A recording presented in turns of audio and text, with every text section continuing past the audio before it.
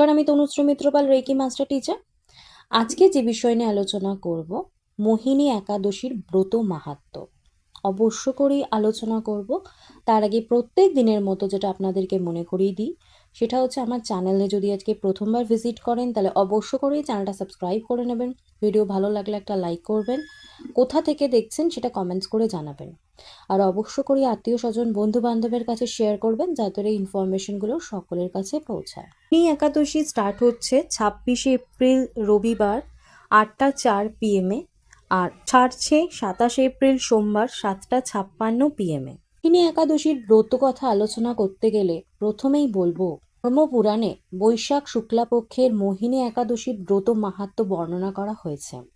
মহারাজ যুধিষ্ঠির বললেন, হে জনার্দন, বৈশাখ শুক্লপক্ষিয়া একাদশীর কি নাম, কি ফল, কি বিধি, এই সকল কথা আমার নিকট বর্ণনা করুন। উত্তরে ভগবান শ্রীকৃষ্ণ বললেন, হে ধর্মপুত্র, আপনি আমাকে যে প্রশ্ন করেছেন, পূর্বে শ্রীরামচন্দ্র বশিষ্ঠের কাছে একই প্রশ্ন করেছিলেন। তিনি জিজ্ঞাসা করেছিলেন, হে মুনিবর, আমি জনকনন্দিনী সীতার বিরহজনিত কারণে বহু দুঃখ পাচ্ছি। তাই একটি উত্তম ব্রতের কথা আমাকে বলুন, যার দ্বারা সর্ব পাপ ক্ষয় ও সর্ব দুঃখ বিনষ্ট হয়। তা শুনে বশিষ্ঠদেব বললেন, হে রামচন্দ্র, তুমি উত্তম প্রশ্ন করেছ। যদিও তোমার নাম গ্রহণেই মানুষ পবিত্র হয়ে থাকে, তবুও লোকের মঙ্গলের জন্য তোমার কাছে সর্বশ্রেষ্ঠ ও পরম পবিত্র একটি ব্রতের কথা বলবো। বৈশাখ মাসের শুক্লপক্ষিয়া একাদশী মোহিনী নামে প্রসিদ্ধা। এই ব্রত প্রভাবে মানুষের সকল পাপ দুঃখ মোহজাল অচিরেই বিনষ্ট হয়। মানুষের উচিত সকল পাপ ক্ষয়কারী ও সকল দুঃখ নাশকারী এই একাদশীর ব্রত পালন করা। একাগ্র চিত্তে এই মহিমা তুমি শ্রবণ করো। এই কথা শ্রবণ মাত্রেই সমস্ত পাপ বিনষ্ট হয়। পবিত্র সরস্বতী নদীর তীরে ভদ্রাবতী নামে এক শোভনা নগরী ছিল। চন্দ্রবংশজাত ধৃতিমান নামে এক রাজা সেখানে রাজত্ব করতেন। সেই নগরীতেই ধনপাল নামে এক বৈশ্য বাস করতেন। তিনি ছিলেন পূর্ণকর্মা ও সমৃদ্ধশালী ব্যক্তি। তিনি নলকূপ, জলাশয়, উদ্যান, মঠ ও গৃহ ইত্যাদি নির্মাণ করে দিতেন। তিনি ছিলেন বিষ্ণু ভক্তিপরায়ণ ও শান্ত প্রকৃতির মানুষ। সুমনা, বুদ্ধিমান, মেধাবী, সুকৃতি ও দৃষ্টবুদ্ধি নামে তার 5 জন পুত্র ছিল। পঞ্চম পুত্র দৃষ্টবুদ্ধি ছিল দ্রুরাচারী। সে সর্বদা পাপ কর্মেই লিপ্ত থাকত। তা ব্রাহ্মণ ও পিতামাতার সেবায় তার একেবারেই মতি ছিল না। সে পিতৃধন ক্ষয়কারক এবং দুষ্ট স্বভাবের ছিল। পিতা ধনপাল একদিন পথ চলছিলেন। হঠাৎ তিনি দেখতে পেলেন দৃষ্টবুদ্ধি এক বেশ্যার গলায় হাত রেখে নিঃসংকোচে ঘুরে বেড়াচ্ছে।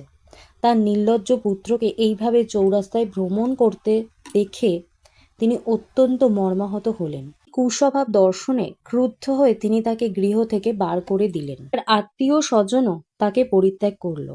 সে তখন নিজের অলঙ্কারাদি বিক্রি করে জীবন অতিবাহিত করত। এইভাবে চলার পর অর্থাভাব দেখা দিল। ধনহীন দেখে সেই বেশ্যাগণও তাকে পরিত্যাগ করল। অন্ন বস্ত্রহীন দৃষ্টবুদ্ধি ক্ষুধা তৃষ্ণায় অত্যন্ত কাতর হয়ে পড়ল। অবশেষে নিজের গ্রামে সে চুরি করতে শুরু করল। দিন রাজপ্রহরী তাকে ধরে বন্দি করল, কিন্তু পিতার সম্মানার্থে তাকে মুক্ত করে দিল। ভাবে বার কয়েক সে ধরা পড়ল ও ছাড়া পেল, কিন্তু সে চুরি করা বন্ধ করল না। তখন রাজা তাকে কারাগারে বন্ধ করে রাখলেন। তারে সে কষাঘাত দণ্ড ভোগ করল। কারাভোগের পর অনন্য উপায় দৃষ্টবুদ্ধি বনে প্রবেশ করল। সেখানে সে পশু পাখি বধ করে তাদের মাংস ভক্ষণ করে অতি দুঃখে পাপময় জীবন যাপন করতে লাগল। কর্মের ফলে কেউ কখনো সুখী হতে পারে না। তাই সেই দৃষ্টবুদ্ধি দিবারাত্রি দুঃখ শোকে জর্জরিত হল। কোনো পুণ্য ফলে সহসা একদিন সে কৌণ্ডিন্য ঋষির আশ্রমে উপস্থিত হলো। বৈশাখ মাসে ঋষিবর গঙ্গা স্নান করে আশ্রমের দিকে প্রত্যাবর্তন করছিলেন। কাকুল দৃষ্টবুদ্ধি তার সম্মুখে উপস্থিত হলো। ঘটনাক্রমে ঋষির বস্ত্র হতে এক বিন্দু জল তার গায়ে পড়ল।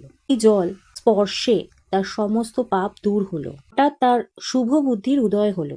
ঋষির সামনে সে কৃতাঞ্জলি পুঁতে প্রার্থনা করতে লাগলো, শ্রেষ্ঠ, যে পুণ্য প্রভাবে আমি এই ভীষণ দুঃখ যন্ত্রণা থেকে মুক্তিলাভ করতে পারি তা কৃপা করে আমাকে বলুন। পর বললেন, বৈশাখ মাসের শুক্লাপক্ষে মোহিনী নামে যে প্রসিদ্ধ একাদশী আছে, তুমি সেই ব্রত পালন করো। এই ব্রতের ফলে মানুষের বহু জন্মার্জিত পর্বত পরিমাণ পাপরাশি ক্ষয় হয়ে থাকে। মহামুনি বশিষ্ঠ বললেন, কৌণ্ডিন্য ঋষির উপদেশ শ্রবণ করে প্রসন্ন চিত্তে দৃষ্টবুদ্ধি সেই ব্রত পালন করল। এই মহারাজ রামচন্দ্র এই ব্রত পালনে যে নিষ্পাপ দেহ লাভ করল, অবশেষে গরুড়ে আরোহণ করে সকল প্রকার উপদ্রবহীন বৈকুণ্ঠ ধামে গমন করল। হে রাজন, ত্রিলোকে মোহিনী ব্রত থেকে আজ শ্রেষ্ঠ ব্রত নেই। যজ্ঞ, তীর্থ, স্নান ও দান ইত্যাদি কোনো পুণ্য কর্মই এই ব্রতর সমান নয়। এই ব্রত কথা শ্রবণ কীর্তনে সহস্র গো দানের ফল লাভ হয়। অবশ্য করেই এই ভিডিও মিস করবেন না, প্রচুর শেয়ার করুন যাতে সকলে এই ভিডিওর বেনিফিটস নিতে পারে। আজকে আমি আলোচনা এখানেই শেষ করলাম। সকলে সুস্থ থাকবেন, ভালো থাকবেন। নমস্কার।